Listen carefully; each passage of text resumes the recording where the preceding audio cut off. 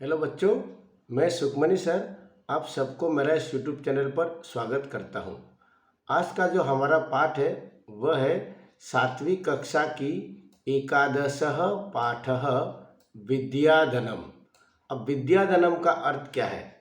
विद्या यानी कि विद्या, धनम यानी कि धन, अर्थात विद्या ही धन है, अर्थात विद्या धन के समान है।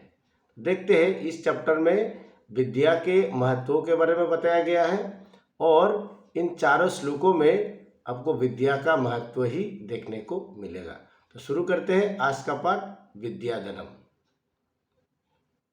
पहला श्लोक, न चोरहार्यम न च राजहार्यम न भ्रातृवाज्यम न च भारकारी व्यये कृते वर्धत एव नित्यम विद्याधनम सर्वधन प्रदानम। अर्थात न मतलब नहीं, चोर हार्यम, चोर यानी कि चोरों के द्वारा, हार्यम यानी कि हरने लायक अर्थात चुराने लायक। विद्या जो है वो न चोरों के द्वारा चुराने लायक। न च मतलब और, न मतलब नहीं, और ना ही राजहार्यम, राज यानी कि राजा के द्वारा, हार्यम मतलब चोरी करना, क्योंकि राजा चोरी करेगा नहीं, राजा क्या करेगा, छीन लेगा। ठीक है, तो राजा कभी चोरी करता नहीं, राजा छीन लेते हैं। तो विद्या को ना चोर चुरा सकता है और ना ही राजा छीन सकते हैं। न भ्रातृवाज्यम, न यानी कि नहीं, भ्रातृवाज्यम, भ्रातृ यानी कि भाई, भाज्यम मतलब उसके भाग करना अर्थात भाइयों में बांटना। तो विद्या को ना ही भाइयों में बांटा जा सकता है, न च और ना ही भारकारी, भारकारी मतलब ये बोझ, विद्या नहीं किसी के लिए बोझ है।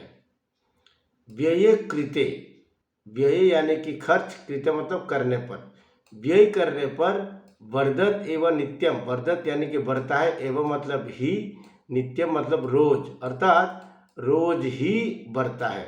खर्च करने पर विद्या रोज ही बढ़ता है। विद्याधनम सर्वधन प्रदानम, तो विद्या जो धन है वो सर्वधन अर्थात सारे धनों से प्रदान है, अर्थात सारे धनों में से श्रेष्ठ है। ठीक है, तो एक बार फिर से बोलता हूँ, विद्या को ना चोर चुरा सकता है, ना राजा छीन सकता है, ना भाइयों में बांटा जा सकता है और ना ये बोझ बनाने वाली है। खर्च करने पर ये हमेशा बढ़ता ही रहता है। विद्याधन सारे धनों में से श्रेष्ठ धन है। नेक्स्ट लो, विद्या नाम नरस्य रूपम अधिकम प्रच्छन्न गुप्त धनम विद्या भोग करी यश सुख करी विद्या गुरुनाम गुरु विद्या बंधुजनो विदेश गमने विद्या परा देवता विद्या राजासु पूज्यते न हि धनम विद्या विहीनः पशु। तो विद्या नाम नरस्य अर्थात जिस मनुष्य का नाम विद्या है, रूपम अधिकम उसके कई सारे रूप है, अर्थात वो बहुत अत्यधिक उसका रूप है। प्रच्छन्न गुप्त धनम, ये बहुत ही गुप्त धन है। विद्या भोग करी, विद्या भोग प्रदान करती है, भोग करी मतलब भोग को प्रदान करना, ठीक है, भोजन देने वाली। यश, यश यानी कि यश अर्थात फेम, नाम देने वाली।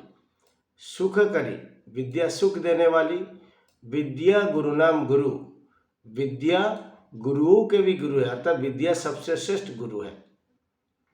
विद्या बंधुजनों विदेश गमने, अर्थात विद्या जो है वो बंधुजनों, बंधु यानी कि परिजन, रिलेटिव्स, बंधु मतलब दोस्त नहीं है।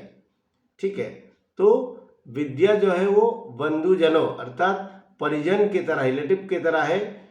विदेश गमने, जब विदेश में तुम्हारा कोई नहीं होगा तब विद्या ही तुम्हारा क्या करेगा, मतलब रिलेटिव की तरह काम करेगा। विद्या परा देवता, विद्या परा यानी कि सबसे बड़ी, देवता यानी कि देवता है, अर्थात विद्या सबसे बड़ी देवी है।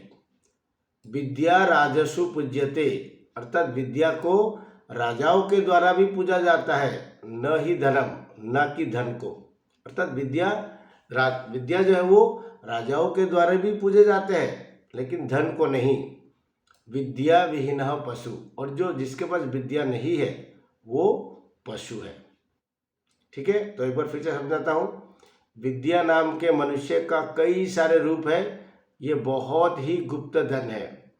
विद्या भूख प्रदान करती है, यश प्रदान करती है, सुख प्रदान करती है। विद्या गुरु के भी गुरु है। विदेश जाने पर विद्या ही हमारा परिजन है। विद्या सबसे बड़ी देवी है।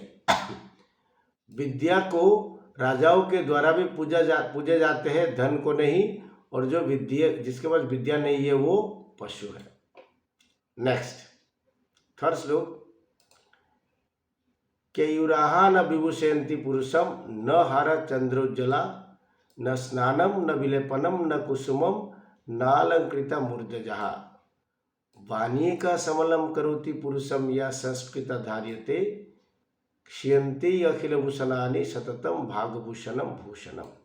अर्थात केयूराहा, केयूरा यानी कि बाजूबंद, जैसे जो हम लोग इंग्लिश में उसको आर्मलेट बोलते हैं। अर्थात जो आप लोगों ने महाभारत रामायण के युद्ध देखे होंगे टीवी में, तो उसमें देखेंगे कि जो युद्धों के हाथ में, अर्थात उसका जो आर्म में क्या होता है, एक बिल्ला टाइप का होता है, उसको बोलते हैं बाजूबंद।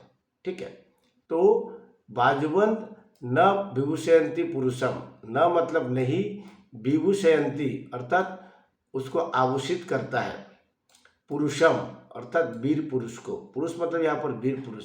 तो क्या लाइन बना, वीर पुरुषों की शोभा न बाजूबंद बढ़ा सकता है। न हारा न चंद्रोज्ज्वला, हारे यानी कि हार, न मतलब ना ही हार, चंद्रोज्ज्वला चंद्र के समान उज्ज्वल हार। अर्थात वीर पुरुषों की शोभा ना बाजूबंद बढ़ा सकता है और ना ही चंद्र के समान उज्ज्वल हार। न स्नानम, स्नानम मतलब नहाना, ना नहाने से वो खूबसूरती उसकी बढ़ती है। न विलेपनम, विलेपनम मतलब सजावट, अर्थात ना सजने से उनका सुंदरता बढ़ता है। न कुसुमम, ना ही फूल उसके सुंदरता को, खूबसूरती को बढ़ा सकता है। न अलंकृता मूर्धजा, ना ही न अलंकृता, न मतलब नहीं, अलंकृता मतलब सजाया हुआ, मूर्धजा यानी कि जो केश बाल, अर्थात न सजा हुआ बाल, सुंदर से सजाया हुआ बाल उसकी सुंदरता को वृद्धि कर सकता है। अब क्या उसकी सुंदरता को, वीर पुरुष की सुंदरता कौन बढ़ा सकता है, वो देखिए। वाणी का समलम करोति पुरुषम या संस्कृत धार्यते, वाणी प्लस एक है, यहाँ पर क्या है, यहाँ पर यन संधि है। वाणी यानी कि वचन, एका मतलब एकमात्र, अर्थात एकमात्र वाणी ही समलम करोति अच्छी तरह से पुरुष को अलंकृत कर सकती है। पुरुषम यानी कि वीर पुरुष को एकमात्र वाणी ही उसकी शोभा बढ़ा सकती है। या संस्कृता धार्यते, जो या मतलब जो संस्कृता अर्थात संस्कारों से, धार्यते मतलब धारण की गई, अर्थात जो संस्कारों से युक्त हो। एकमात्र वाणी ही पुरुषों की शोभा बढ़ा सकती है जो संस्कारों से युक्त हो। क्षीयन्ते अखिल भूषणानि, क्योंकि क्षीयन्ते अर्थात नष्ट हो जाते हैं, अखिल भूषणानि संसार के सारे आभूषण नष्ट हो जाते हैं। सततम यानी कि जो शाश्वत रहता है, जिसका कोई, जो कभी भी नश्वर नहीं होता, नष्ट नहीं होता, वो है भागभूषणम भूषणम, अर्थात वाणी का जो आभूषण है वो कभी भी नष्ट नहीं होती। तो फिर से एक बार देखते हैं। बाजूबंद ना पुरुषों की शोभा बढ़ा सकता है और ना ही चंद्र के समान उज्ज्वल हार।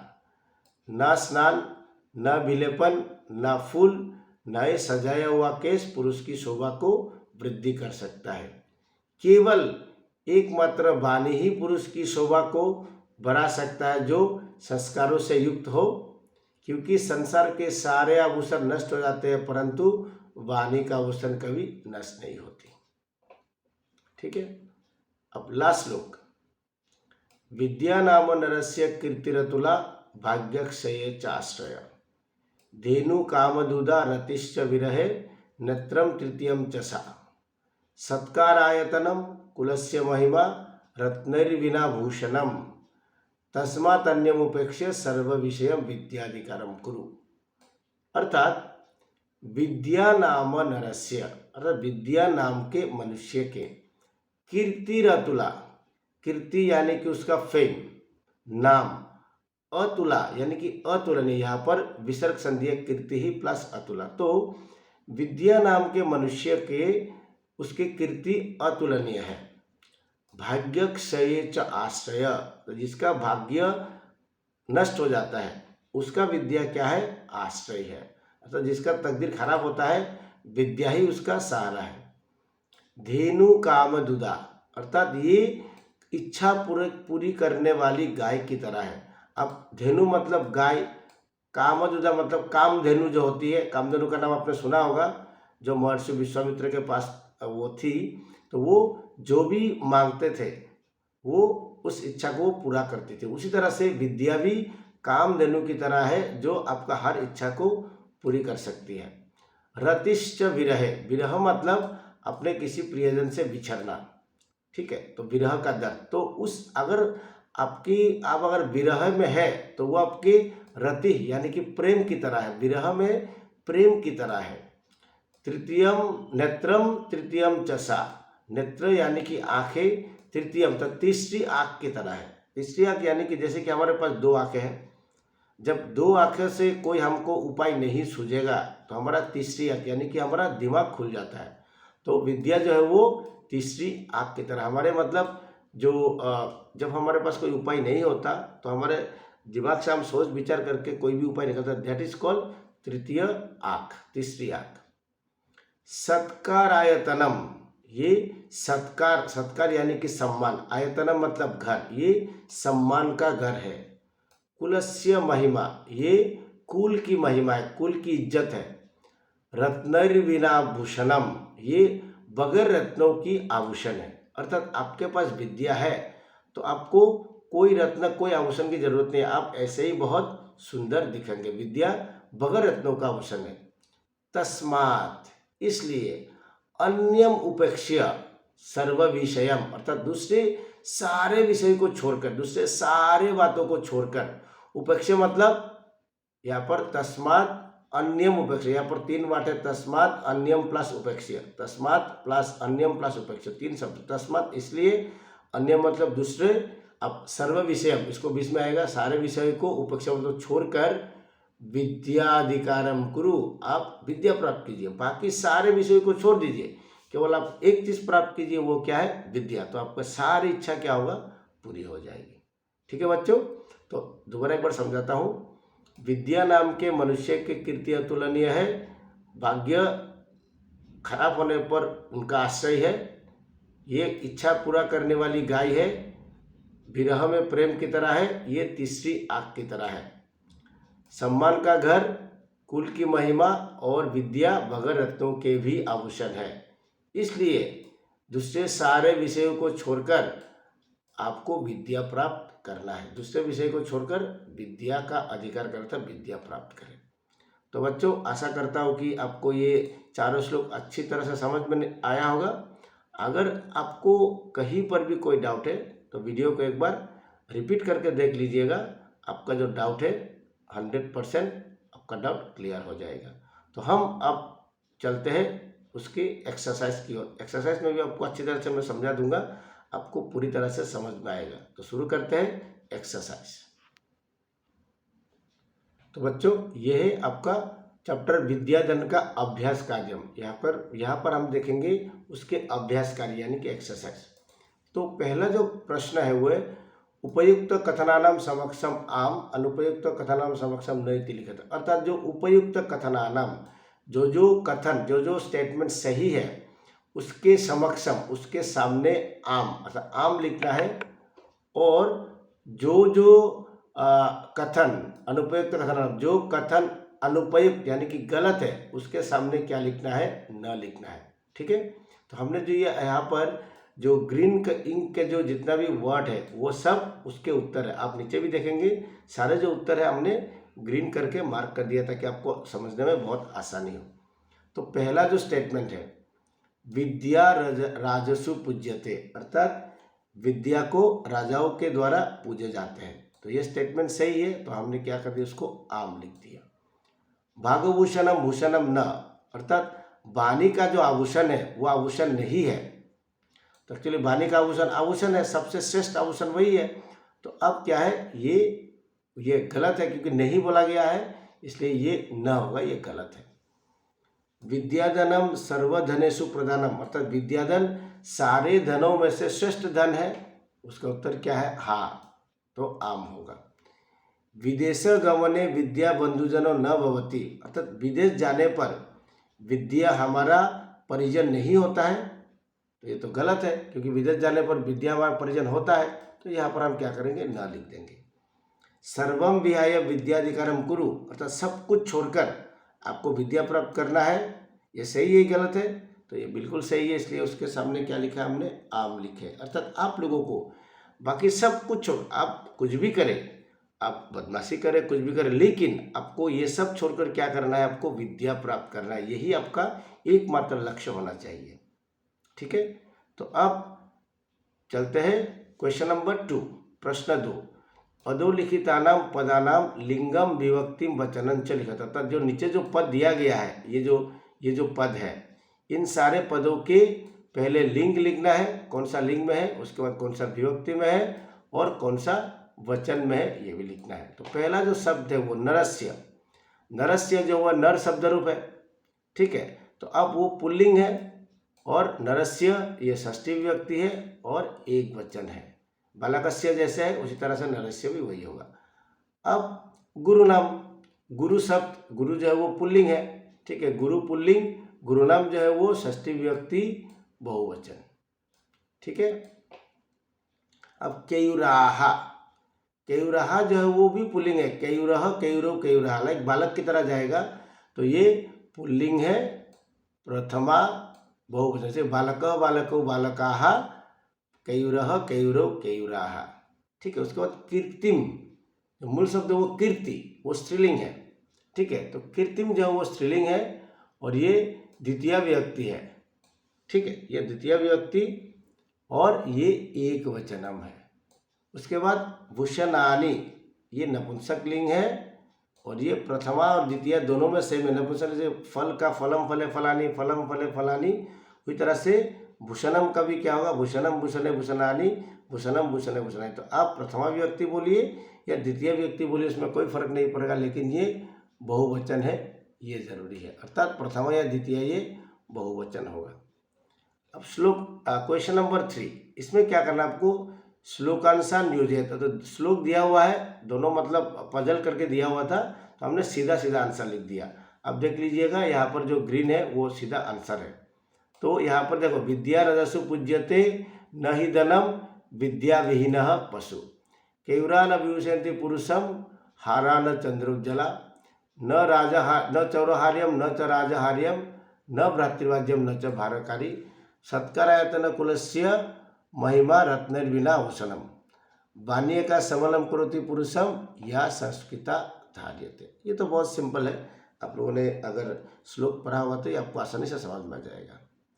अब देखते हैं क्वेश्चन नंबर 4, ये बहुत इंपॉर्टेंट है, ये अक्सर एग्जाम में आया करता है। तो देखिए, एक पदेन प्रश्न उत्तर लिखत, तो एक पद में आपको आंसर लिखना है। तो ऐसे क्वेश्चन में आपको एक वर्ड में ही आंसर देना है।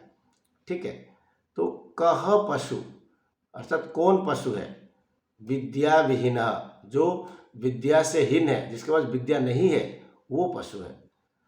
का भोग करी, अर्थात कौन भूख प्रदान करती है। तो हमने श्लोक में देखा, भूख प्रदान कौन करती है, विद्या ही हमें भोग प्रदान करती है। भोग यानी कि भोजन। के पुरुषम न विभूषयन्ति, अर्थात कौन पुरुषों की शोभा को नहीं बढ़ा सकता है। तो आंसर है केयुराहा, केयुरा यानी कि बाजूबंद। का इका पुरुषम सबलम करोति, कौन एकमात्र कौन चीज़ है जो पुरुष की शोभा को बढ़ा सकती है, उत्तर है वाणी। एक्चुअली एक वर्ड बोला गया है इसलिए वाणी, लेकिन एक्चुअली होना चाहिए संस्कृता धार्यते वाणी, अर्थात संस्कारों से युक्त वाणी, क्योंकि यहाँ पर एक वर्ड बोला गया इसलिए हम वाणी ही पुरुषों की शोभा बढ़ा सकते हैं। कि लेकिन वाणी में मतलब सुंदर वाणी है और मतलब गलत वाणी भी हो सकता है, लेकिन हम सही पॉजिटिव में ही लेंगे, इसलिए इसका आंसर क्या होगा, वाणी होगा। लेकिन एक्चुअली होना चाहिए संस्कृता धार्यते वाणी। ओके, कानि क्षीयन्ते, क्या नष्ट हो जाते हैं?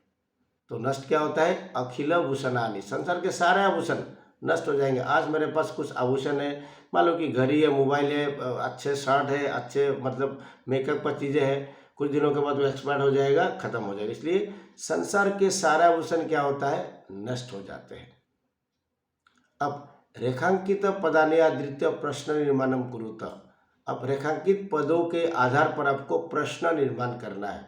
तो बच्चों, आप लोगों ने अगर मेरा वीडियो देखते हो तो आपको देखा होगा कि एक प्रश्न निर्माण का वीडियो मैंने दिया हुआ है आप लोगों को। अब उसको एक बार रिपीट देख लीजिएगा। आपका जो प्रश्न निर्माण करना है ये बहुत ही सरल हो जाएगा। हर बार यहाँ पर अंडरलाइन वर्ड है नरः। नरः जो है वो क्या है? प्रथमा व्यक्ति एक वचन है, ठीक है। तो आप नरः नरौ नरा, ठीक है, अर्थात बालक शब्द रूप का प्रथमा व्यक्ति एक वचन। तो आप किम का प्रथमा व्यक्ति एक वचन क्या होगा? कह, पुल्लिंग का।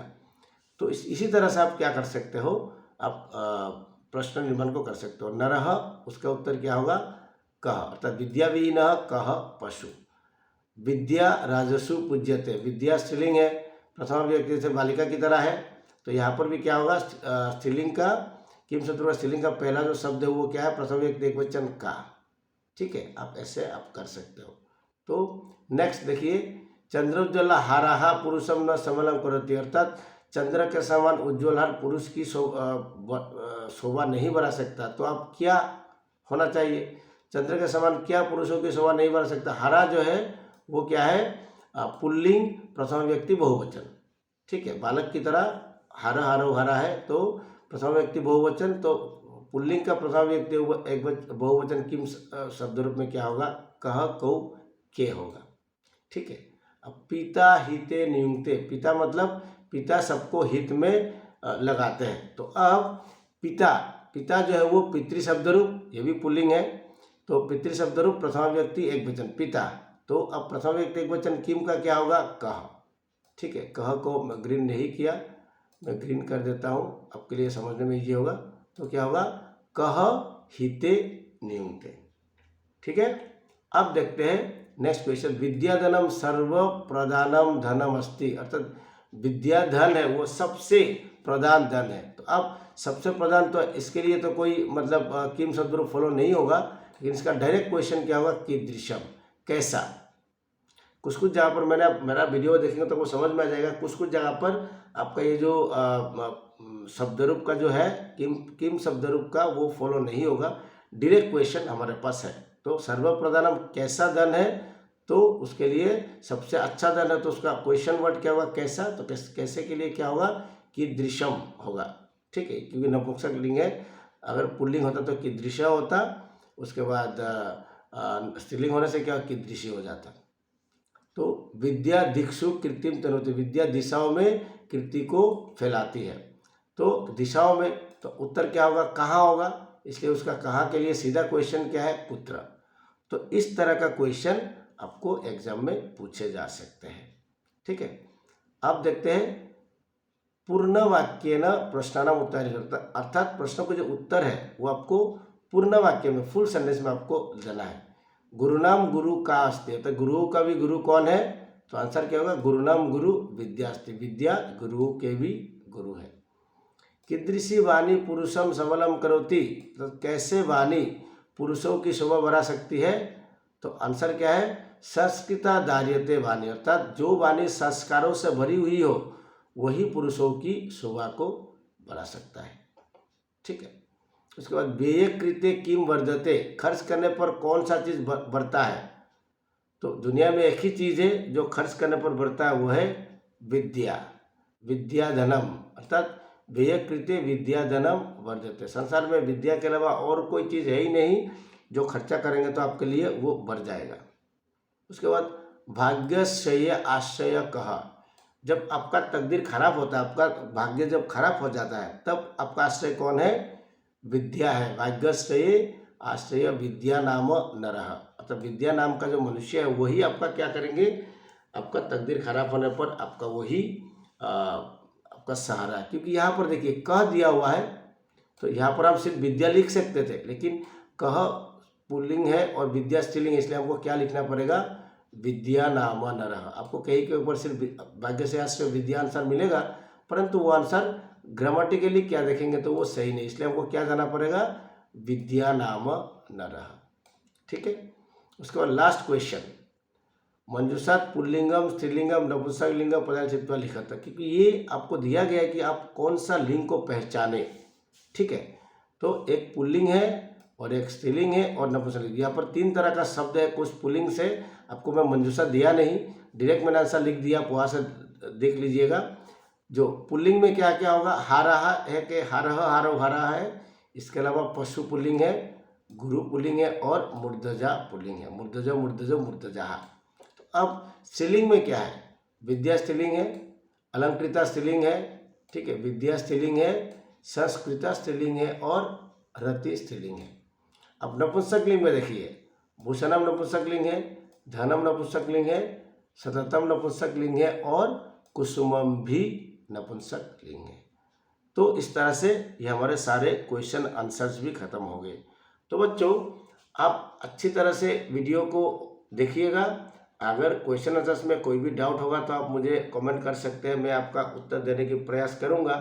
ठीक है। और इसके अलावा अगर वीडियो में कोई भी जो अनुवाद में अगर आपको कोई भी डाउट है तब भी आप मुझे कमेंट कर सकते हैं। तो बच्चों वीडियो को मैं यहाँ पर समाप्त करता हूँ। बहुत बहुत धन्यवाद।